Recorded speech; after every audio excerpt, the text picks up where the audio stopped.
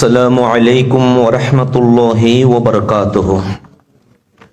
ইন্নাল আলহামদুলিল্লাহি রাব্বিল আলামিন ওয়াসসালাতু ওয়াসসালামু আলা আশরাফিল আমবিয়াই ওয়াল মুরসালিন ওয়া আলা আলিহি ওয়া আসহাবিহি ওয়া আহবাবিহি ইলা ইয়াউমিদ্দিন। সচেতন নাগরিক সমাজের আয়োজনে আজকের এই মহতি এনজিওদের দেশ ও ধর্মবিরোধী অপতৎপরতা প্রতিরোধে এই আন্তর্জাতিক সমাবেশে উপস্থিত হযরত উলামায়ে কেরাম, আপনাদেরকে আমার পক্ষ থেকে আন্তরিক মোবারকবাদ জানাচ্ছি। আসলে আমি আসার পর যেই বক্তব্যগুলো শ্রবণ করেছি, এতে আমরা ভারাক্রান্ত হৃদয় নিয়ে বলতে হয় যে এই দেশ মুসলমানের দেশ, এই দেশ শাহজালাল শাহপরান 360 আউলিয়ার দেশ। আজ এই দেশে মুসলিম বিরোধী ষড়যন্ত্রে যখন লিপ্ত হয়ে গেছে, তখন আমরা অসহায় হয়ে গেছে, এটাই বলতে হয়। তবে এই নিরাশার মাঝে আমি আশার বাণী দেখছি। রব্বুল আলামিন বলছেন, লা তাহিনু ওয়ালা তাহজানু ওয়া আনতুমুল আলাউনা ইন কুনতুম মুমিনিন। আল্লাহ বলে, টেনশন করো না এবং পেরেশানও হইও না, যদি তোমার বক্ষে ঈমান থাকে, কোনো ক্ষেপণাস্ত্র, কোনো ষড়যন্ত্র তোমাকে দমিয়ে রাখতে পারবে না। আমি আল্লাহর পক্ষ থেকে অবশ্যই বিজয় চলে আসবে। এবং আল্লাহ এটাও বলেছেন, ক্বালাল্লাযীনা ইয়াযুন্নুনা আন্নাহুম মুলাকুল্লাহ কাম মিন ফিয়াতিন কালিলাতিন গালাবাত ফিয়াতান কাসীরাতাম বিইজনিল্লাহ। যারা বিশ্বাস করে আমাদের সাথে আল্লাহর মোলাকাত হবে, তারা অবশ্যই এটাই বলবে, যত বড় দলই হোক, ছোট দল মাঝে মাঝে বিজয়ী হয় আল্লাহর হুকুমে। তা আমরাও আজ এই এনজিওদের ষড়যন্ত্রের বিরুদ্ধে এটাই বলতে পারি, যদি ইউরোপ, এশিয়া, আফ্রিকা এক হয়ে ইসলামকে নাশাত করার ষড়যন্ত্রে লিপ্ত হয়, আমরা যদি আবু বকর, ওমর, উসমান, আলীর মতো মাঠে নেমে যায়, ইনশাআল্লাহ ইসলামের বিজয় চলে আসবে। 2 নম্বর পয়েন্ট, আমি যেটা মনে করি, এই বাংলাদেশে যারা ইসলাম বিদ্বেষী ষড়যন্ত্রে লিপ্ত আছে, তারা প্রবেশ করার পিছনে অবশ্যই আমরা কম দায়ী নয়। কারণ রব্বুল আলামিন এই ইসলামের দাওয়াত দেওয়ার জন্য আমাদেরকে সিস্টেম শিখিয়ে দিয়েছেন। উদউ ইলা সাবিলি রাব্বিকা বিল হিকমাতি ওয়াল মাউইজাতিল হাসানা। আজ আমরা যদি দেখায়, করোনা মহামারী থেকে এই পর্যন্ত যারা নাস্তিক হয়েছে, এরা নাস্তিক হওয়ার পিছনে অন্য কেউ দায়ী নয়, আমাদের মতো বক্তারাই দায়ী আছে। কারণ অযৌক্তিক, অবৈজ্ঞানিক, কোরআন সুন্নাহ বিরোধী বক্তব্যের কারণে অনেক জ্ঞানী শিক্ষিত সমাজ আজ ইসলাম থেকে দূরে সরে গেছে।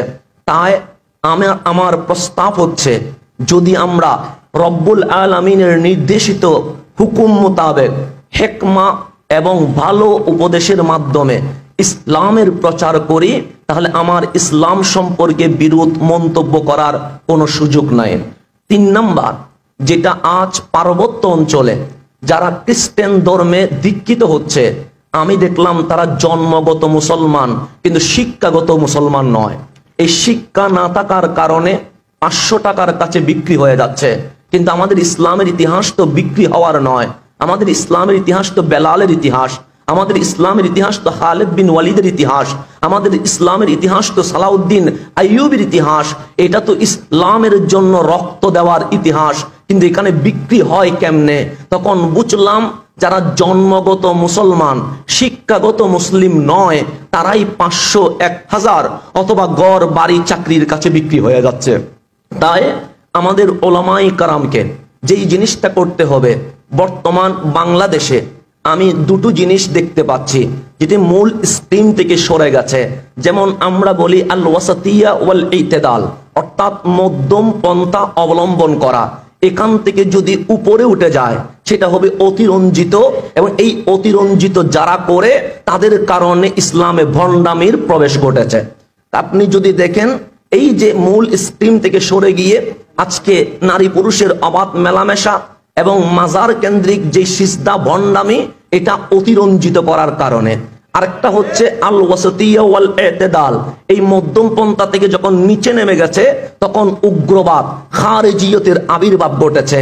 তাই আজ মুসলিম উম্মাহ যদি ইফরাত তাফরিদ বাদ দিয়ে আল ওয়াসতিয়া ওয়াল ইতিদাল, সাহাবায়ে کرام, আহলে বাইত রাসূল, তাবিঈন, তবে তাবিঈন, ইমাম বুখারী, ইমাম মুসলিম, ইমাম গাজ্জালি, মহিউদ্দিন ইবনুল আরবি, ইমাম নাসাই, ইমাম তিরমিজি, এইভাবে করে শুরু করে মহিউদ্দিন ইবনুল আরবি হয়ে শাহ ওলিউল্লাহ মুহাদ্দিস দেলভি হয়ে শাহ জালাল হয়ে যাদের মাধ্যমে এই ইসলাম এসেছে, আমরা যদি তাদের দিকে ফিরে যাই, তাদের ইসলাম ছিল আল্লাহ এবং রসুল কেন্দ্রিক, আর আমাদের ইসলাম হয়ে গেছে ব্যক্তি কেন্দ্রিক।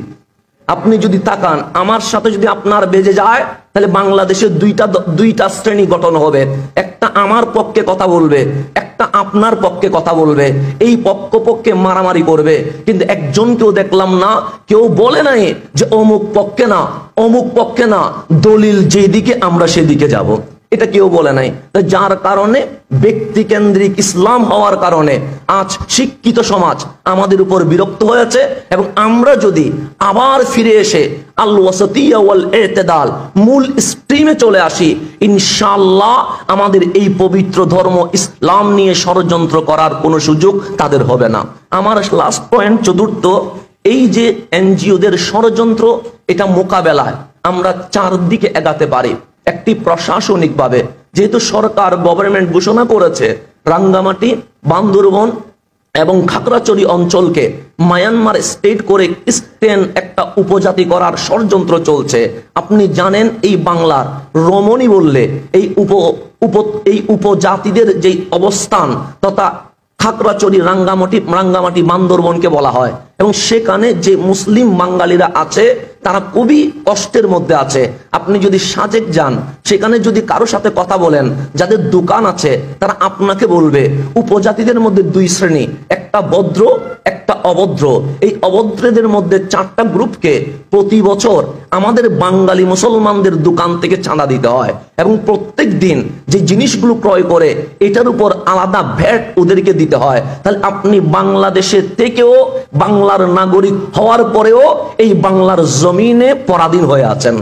এই যে ষড়যন্ত্রের ভেতরে আপনি চলছেন, ওদের অভাব আছে, ওদের ডর ভয় আছে, ওদের কাছে একটি এমন জীবন ওরা পরিচালনা করছে, প্রতি নিঃশ্বাসে ওরা ভয় পাচ্ছে কখন আমাকে হত্যা করে ফেলে, যার কারণে ওরা নিরাপদ আশ্রয়ের জন্য খ্রিস্টান মিশনারিদের আশ্রয় স্থলে চলে যাচ্ছে। তাহলে আমাদের মুসলিম ইউনিটি কমিউনিটি করে আমরাও যদি আমাদের মুসলিম ভাইদের পাশে দাঁড়ায়, তাহলে ইনশাআল্লাহ এই মুসলমানরা একটা আশ্রয়স্থল পাবে, এবং ওদের কারণে আমি মনে করি অসংখ্য বিধর্মী ইসলামের ছায়াতলে চলে আসবে।